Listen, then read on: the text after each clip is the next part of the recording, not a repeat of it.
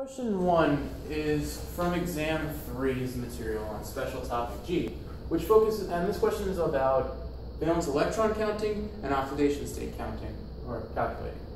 And so what you need to know to solve this problem is how to calculate the oxidation state and how to calculate the total number of valence electrons.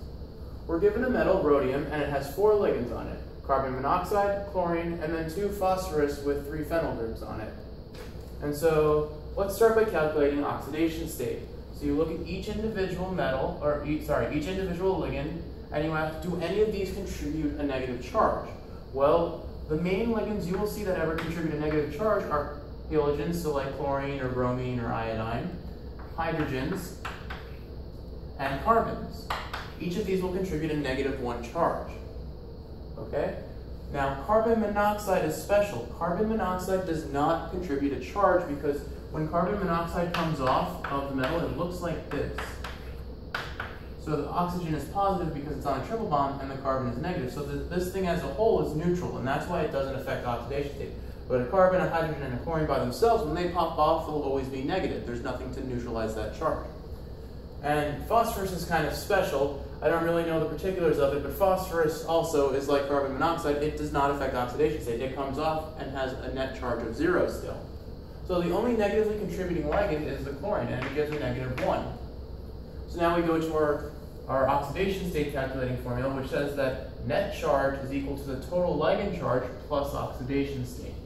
And we look at this metal, and there's no formal charge associated with it. If it did have one, you'd see brackets like this, and then on the upper corner of the bracket, you'd see like +1 or -1 or something like that. But since we don't, we know that the net charge is equal to 0. And that net charge is equal to the total ligand charge. We said the chlorine contributes a -1 charge, and then plus oxidation state. Oxidation state is what we're solving for, but for oxidation state, what our oxidation state has to equal is whatever gives us a 0 net charge, and since we have a -1, that means that the oxidation state has to be +1. So right off the bat, we know that our oxidation state is +1. Now we have to figure out the total valence electrons, so we go to the next formula. Valence electrons is equal to the column number plus the total ligand electrons minus the oxidation state. Well, we said the oxidation state was +1, so we know that's -1 because minus oxidation state. Total ligand electrons. Most ligands you deal with will only be worth 2 electrons because those are the only electrons from the bond. So we have 2, 4, 6, 8 electrons from the ligands. And now we have column number. Rhodium is column number 9, I believe. So I'm going to put 9 there. And now if I add all those together, 9 plus 8 is 17, minus 1 is 16. So I should have 16 total valence electrons.